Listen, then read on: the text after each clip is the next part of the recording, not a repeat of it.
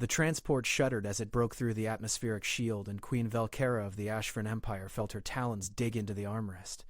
Beside her sat the human, her husband of 3 hours, his face unreadable as the planet below came into view.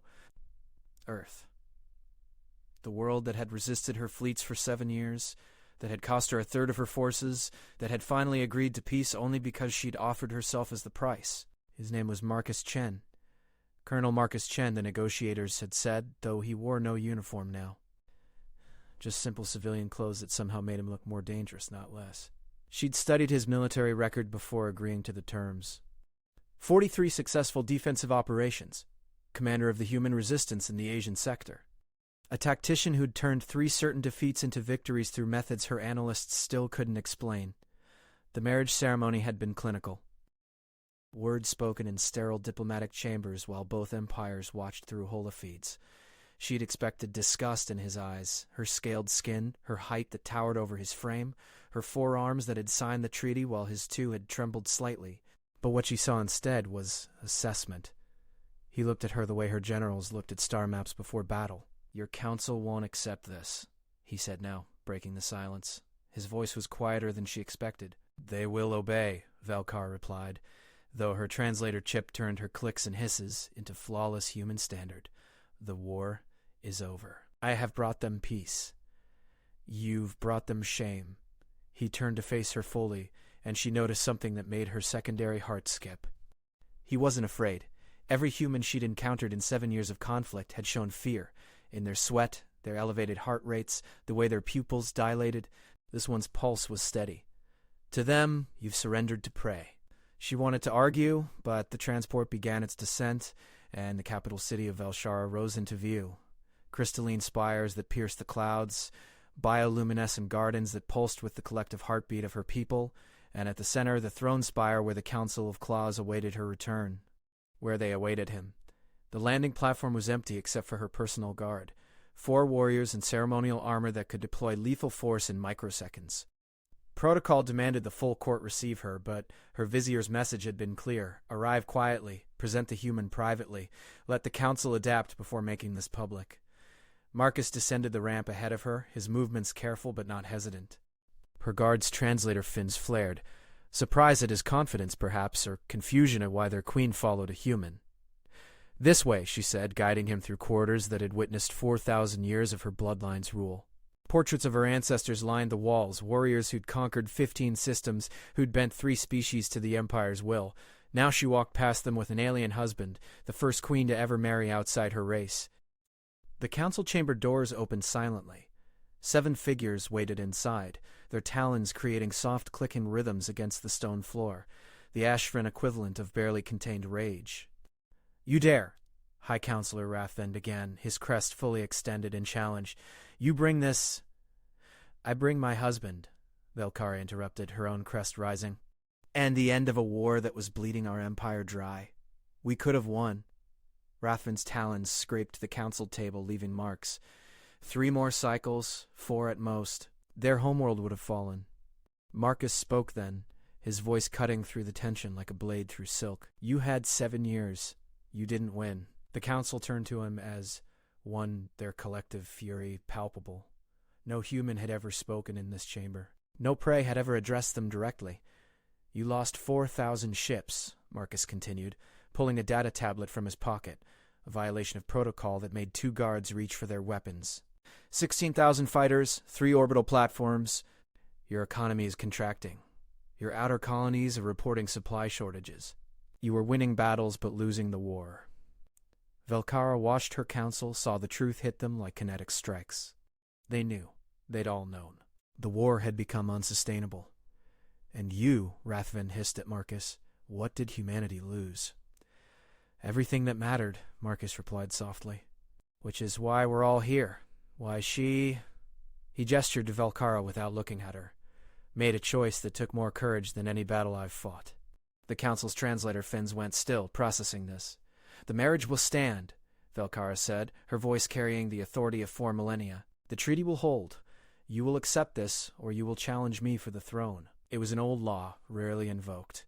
Any counselor could challenge the monarch for supremacy, single combat, to the death. Rathven's crest slowly lowered. No challenge came.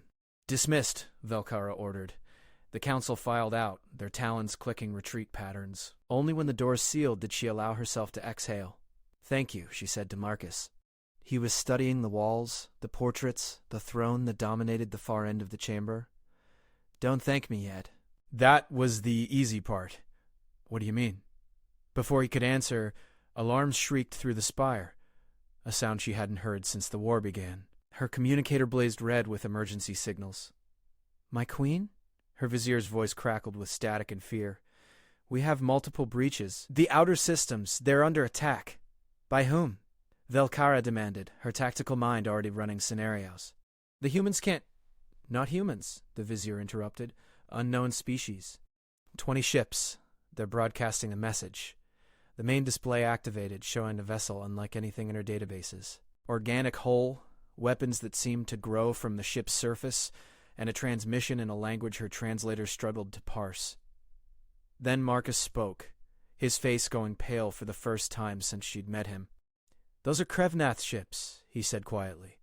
"The species we were fighting before you invaded. You didn't defeat them?"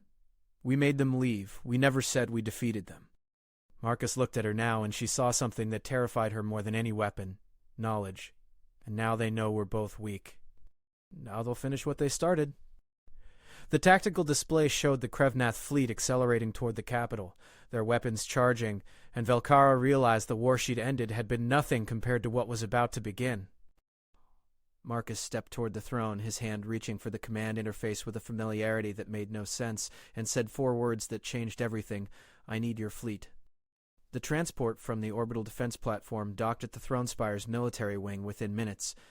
Velkara had activated her full command staff, jawing her finest tactical minds to the war room that hadn't seen use since the peace accord was signed. They assembled and practiced efficiency, their translator fins rigid with stress as they absorbed the impossible. Humanity's former enemy, now everyone's problem, bearing down on their capital with weapons that made Ashran technology look primitive. Marcus stood at the central holotable like he'd been born to it, his fingers dancing across controls he shouldn't know how to use.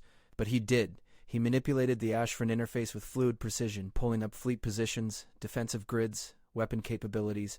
"How do you know our systems?" General Korseth demanded, his 3 eyes narrowing with suspicion that bordered on accusation.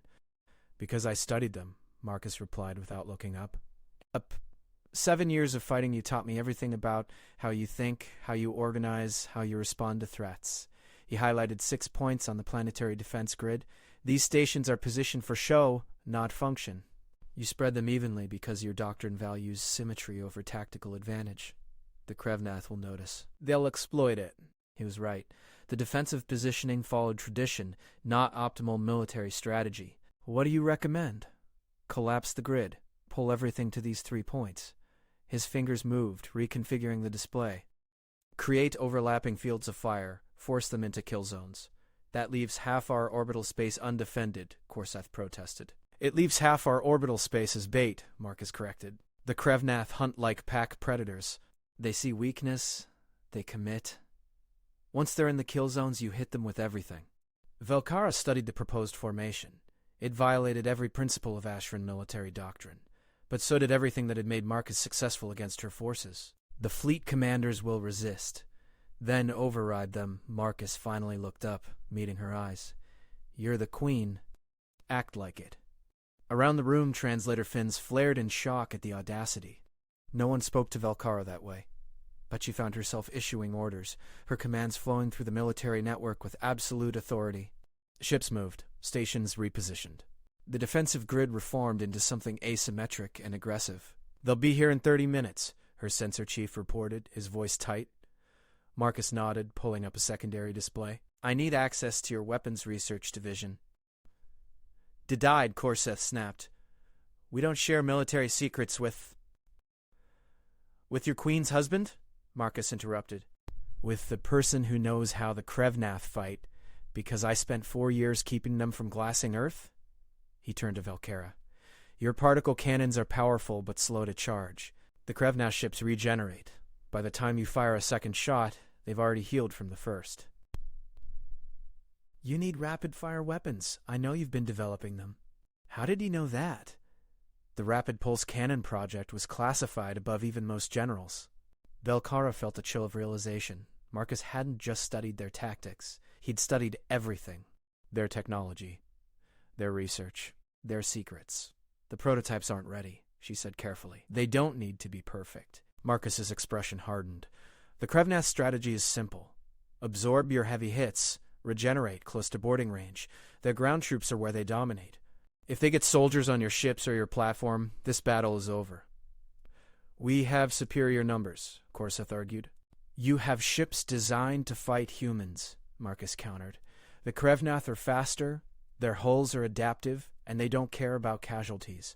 Every ship you lose becomes a resource they consume. Literally, they break down your vessels for material. The room went silent. Velkara had read reports of such tactics but had dismissed them as human exaggeration. The look on Marcus's face told her every word was truth. Deploy the prototypes, she ordered. All of them. Strip them from the research station and mount them on our fastest ships. My queen, Korseth began. Now, General, the order transmitted, and Velkara watched her military adapt in real time. Ships peeled away from the main formation, racing to the research platform to receive untested weapons. It was chaos. It was unprecedented. It was exactly what Marcus had done to her forces for 7 years. Adapt faster than the enemy could predict. 20 minutes, the sensor chief updated. Marcus pulled up the Krevnath fleet composition. 20 ships, as reported, but the formations told a story. They're not attacking, not yet. This is reconnaissance in force. They're testing your response, measuring your capabilities. He gestured to the lead ship, a massive biovessel that pulsed with bioluminescent patterns. That's a hive core.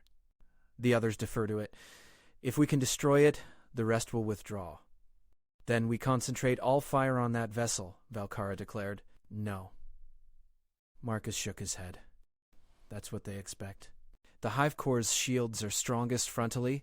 It wants to draw your fire. He indicated 2 smaller ships flanking the core. These are Render class. Faster, lighter, but they carry the real threat, boarding pods. Take them out first, and the hive core loses its offensive capability. Korseth studied the display, his skepticism warring with tactical sense. If we split our fire, you use the rapid pulse cannons on the Renders, heavy weapons on suppressing the hive core's advance, Marcus interrupted. Keep it at range while you eliminate its support. Implement it. Orders cascaded through the fleet. Commanders questioned, demanded confirmation, but ultimately obeyed. The defensive formation shifted again, weapon systems retargeted, and Velkara felt the weight of 4,000 years of military tradition being rewritten by a human colonel who'd been her enemy hours ago. 15 minutes. When this starts, your instinct will be to command from here. Don't. Go to the flagship. Your people need to see you in the battle. And you. I stay here. Someone needs to coordinate with your commanders, and they won't listen to me without you present to enforce it. He paused. But Velkara, when the hive core falls, and it will fall, the remaining ships will scatter. Some will retreat, some won't. The ones that don't retreat are the dangerous ones. They'll try for suicide runs on your population centers. We'll stop them. You'll try, but one might get through. If it does, it'll deploy ground forces. The Krevnath on foot are... He stopped, and she saw a shadow cross his face. Memory. Pain. Just don't let them reach the surface. Before she could respond, alarm shifted from warning to imminent threat. They're here. The holotable exploded with data as 20 Krevnath vessels dropped from faster-than-light travel directly into Ashford space. Their bioships seemed to writhe in the void, organic hulls pulsing with predatory intent. The hive core dominated the formation, easily twice the size of Velkara's largest dreadnought. Velkara moved to the command platform, her forearms spreading in the traditional gesture of authority. All ships, this is your queen. Hold formation. Wait for my mark. The Krevnath fleet advanced, their movement patterns chaotic to Ashford eyes, but Marcus had predicted them perfectly. The hive core pushed forward aggressively while the Render-class ships spread wide, seeking angles for their boarding pods. They're charging weapons, the sensor chief reported. Let them, Velkara commanded, her voice steady despite her racing hearts. All ships hold. The Krevnath opened fire. Bioplasma that ate through shields like acid through flesh. 2 of her ships took hits, their defensive screens flickering under the assault. Her commanders demanded permission to return fire. Hold, Velkara repeated. Marcus watched the tactical display with absolute focus. Wait for it. The Render-class ships accelerated, breaking formation to rush the defensive perimeter, exactly as he'd predicted. "Now," Marcus said quietly, "all ships, fire!" The rapid pulse cannons opened up, streams of coherent energy that tore into the Render-class vessels before their regeneration could compensate. The first ship came apart in a cascade of organic debris. The second tried to evade but flew directly into overlapping fire from 3 of her cruisers. It died screaming, if bioships could scream, and from the sound transmitted across open channels they could. The Hive Corps' advance slowed, its flanking support gone. Velkara's heavy weapons shifted, hammering into its frontal shields with methodical precision. The shields held, but the Krevnath flagship stopped advancing. "It's recalculating," Marcus observed, trying to understand what went wrong. "Press the attack," Velkara ordered. Her fleet surged forward, maintaining the kill zone formation but pushing it toward the enemy. More Krevnath ships died, their adaptive hulls unable to compensate for the rapid-fire weapons they'd never encountered before. Then the Hive Corps did something unexpected. It retreated. "They're running," Korzeth announced with satisfaction. "No," Marcus said sharply. "They're adapting. Look at the formation ships. 15 now. We're pulling back but not fleeing." They reformed into a tight sphere around the Hive Corps, their hulls beginning to pulse in synchronized rhythm. "What are they doing?" Velkara demanded. Marcus's face went pale. "They're linking, combining their regeneration systems. It makes them slower but nearly indestructible." He grabbed the holotable controls. "You need to break that formation now, before the link completes." All ships concentrated fire on the Hive Corps' biohull split open, revealing a weapon that made Velkara's blood run cold, a massive organic cannon that began drawing power from all 15 linked ships. "That's a planet killer," Marcus whispered. The weapon charged, energy building to impossible levels, and Velkara realized it wasn't aimed at her fleet. It was aimed at her capital city below. Velkara's tactical mind calculated trajectories in microseconds. The Hive Corps' planet killer weapon would fire in less than 30 seconds. Her heavy ships couldn't close the distance in time. Her long-range weapons wouldn't penetrate the linked defensive sphere before the cannon discharged. 4,000 years of civilization, 12 billion lives in the capital city alone, about to be erased because she'd ended one war and triggered another. "All ships, ramming protocols," she began, ready to sacrifice her fleet in a desperate attempt to disrupt the firing sequence. "Belay that," Marcus cut across her command channel, his voice carrying an authority that shocked her into silence. No human should have access to her military frequencies. But he did, and every commander heard him override their queen. "Colonel Chen, you have no authority," Korzeth started. "He has mine," Velkara snapped, making a decision based on nothing but instinct. "Speak." Marcus's fingers flew across the holotable, pulling up schematics of her flagship. "Your dreadnought's main cannon. It's designed for sustained fire, not burst damage. But if you overload the capacitors, feed it power from every other system including life support, you can generate a single shot with enough yield to crack that defensive sphere. That will destroy the ship," the flagship's captain reported, her voice transmitting directly into the war room. "Core breach is guaranteed. Evacuate all personnel to escape pods first," Marcus replied. "You've got 20 seconds before that planet killer fires. Use 10 to evacuate, 10 to charge and fire. There are 4,000 soldiers on that ship, and 12 billion below," Marcus said quietly. "Choose. Choose." Command meant choosing who lived and who died. Velkara had made such calculations 1,000 times in battle, but never this starkly, never this personally. Those were her people on that flagship. Warriors who'd served her house for generations. "Captain Vexara," Velkara said, her voice steady despite her shaking talons, "begin evacuation. All personnel to escape pods immediately." "My queen, Vexara's protest died as she understood, by your command." The flagship erupted with activity visible even from orbital distance. Escape pods began launching in streams, scattering away from the doomed vessel, but not all of them. Velkara watched the evacuation counter. 3,000 personnel away, 3,500, 3,800. 15 seconds to planet killer discharge, the sensor chief announced. The counter hit 4,000, but reports flooded in. Engineering crews trapped by bulkhead failures, medical staff with patients who couldn't be moved, weapons teams who'd remained at their posts to maintain the charging sequence. 200 souls still aboard. "Fire," Velkara commanded. The flagship's main cannon discharged with enough force to tear the ship apart. The beam struck the Krevnath defensive sphere like the fist of an angry god, overwhelming their linked shields through sheer catastrophic energy density. The sphere shattered. 3 Krevnath ships simply ceased to exist, vaporized instantly. The Hive Corps' planet-killer weapon, mid-discharge, backfired as its targeting systems failed. The Krevnath flagship tore itself apart from within, its biohull unable to contain the weapon's energy. The explosion consumed 6 more of their vessels. The remaining 6 scattered, their formation broken, their coordination shattered. Velkara's flagship died in the same moment, a funeral pyre of metal and plasma that outshone the system's star for 3 full seconds. 200 warriors whose names she knew, whose family served in her court, gone. "All ships pursue and destroy," she ordered, her voice hollow. No survivors. Her fleet fell upon the fleeing Krevnath with merciless efficiency. The rapid pulse cannons proved their worth again, tearing through regenerating hulls faster than the bioships could adapt. Within 8 minutes, the last Krevnath vessel died, and orbital space fell silent except for the debris field where her flagship had been. "Scan for life signs in the escape pods," Velkara commanded. "Recover all survivors." "Already underway, my queen," her rescue coordinator replied. "We're detecting 3,800 signals. All pods accounted for." Velkara felt her translator fins droop with grief, a reaction she rarely allowed in public, but the weight of those deaths settled on her like gravity. Marcus stood silent at the holotable, his face unreadable. She wanted to strike him, to rage at the human who'd made her choose, who'd forced her into a decision that would haunt her. But he was right.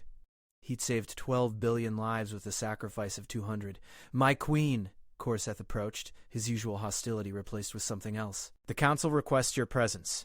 They're convening emergency session." Of course they were. A battle fought in orbit, a flagship destroyed, an unknown enemy engaged, all without their input. Velkara straightened her spines, forcing her body language back to authority. "I will address them shortly. First, I want full damage assessment and—" "Impossible," the sensor chief's voice cracked with disbelief. "New contacts, 50 ships dropping from FTL.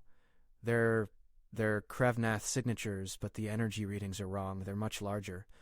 The holotable updated, and Velkara felt her secondary heart stop. 50 ships, each one dwarfing the Hive Corps they just destroyed. These weren't a reconnaissance force. This was an invasion fleet. "They were testing us," Marcus said quietly. "The first 20 were just probes. Now they know what we can do." He looked at her, and she saw calculation in his eyes. "How many rapid pulse cannons do you have left?" 16 mounted, perhaps another 30 in research phase. Not enough. Marcus pulled up fleet distributions. "You've got forces in the outer systems. How fast can you recall them?" 3 days minimum for the nearest battle group. "Too slow." Marcus studied the incoming fleet, his expression going distant in a way that reminded Velkara of her own strategic trances. "They'll hit us in 6 hours. Full assault, overwhelming force. Your orbital defenses won't hold." "The capital will be bombarded." "Then we evacuate," Korseth suggested. "Move the population to the southern continent, disperse the government." 12 billion people in 6 hours? Marcus shook his head. "You'd save maybe 2 million, and the Krevnath would hunt down the rest." "They don't take prisoners. They don't accept surrender." His hands clenched on the holotable edge. "I've seen what they do to populations they conquer. You don't want your people to experience that." "Then what do you propose?" Velkara demanded. "We've just expended our trump card. We don't have another flagship to sacrifice." Marcus was quiet for a long moment, his eyes fixed on the tactical display. Then he looked up at her, and she saw something in his expression that made her nervous. Determination mixed with resignation. "You have one asset they haven't accounted for," he said softly. "Me. What can one human—" "I know where their command nexus is." Marcus highlighted a ship in the center of the formation, larger even than the others. "That's a brood core. It coordinates the entire fleet. The Krevnath use biological control systems, pheromones, neural links, genetic imperatives. Destroy the brood core, and the fleet loses cohesion. Then we focus all fire. Won't work. The brood core won't close to weapons range until the battle is essentially over." It stays back. Commands from distance. Marcus pulled up schematics of Ashfrin stealth ships. "But if someone could get aboard it, plant explosives at the neural nexus, The cascade failure would propagate through their entire biological network. Velkara understood immediately. A suicide mission. A necessary mission, Marcus corrected. I've done Krevnath ship infiltrations before, 3 times. I know their internal layouts, their security patterns, their blind spots. You survived those infiltrations? Barely. Marcus smiled without humor. But I had a full team then. This time would be solo. Absolutely not, Velkara said, surprising herself with her vehemence. You are consort to the Ashfren throne. I forbid this. You married me to end a war, Marcus replied quietly. Now I'm trying to prevent another one from destroying everything you've built. He gestured to the holotable. You have a better plan. I'm listening. But you've got 6 hours to evacuate or defend, and neither option saves your people. Around the war room, her commanders remained silent. They had no solutions. The tactical mathematics were brutal. 50 Krevnath vessels against her depleted fleet. She'd lose. The capital would fall. The Empire would fragment, unless Marcus succeeded. What do you need? She asked, hating every word. A stealth ship, 500 kilos of your highest yield explosives, and a pilot willing to get me within boarding range of the brood core. Marcus started pulling up equipment manifests. Also, I need someone who knows Ashfren demolition systems. I've used human charges, but not yours. I'll go with you, Korseth said, stepping forward. Velkara's head whipped toward her general. General,